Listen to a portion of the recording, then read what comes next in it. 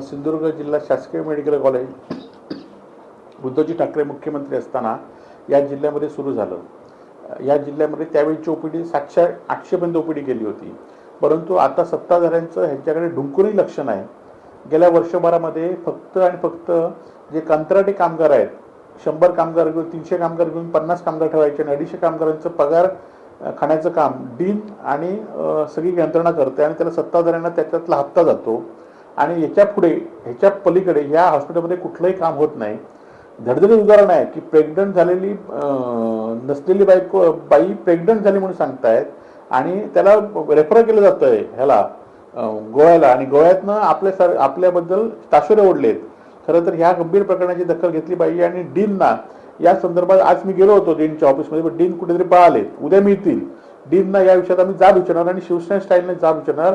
आरोग्याच्या यंत्रणेमध्ये हलगर्जीपणा जर सत्ताधारी खपून घेत असतील तरी विरोधक म्हणून आम्ही खपवून घेतले जाणार नाही.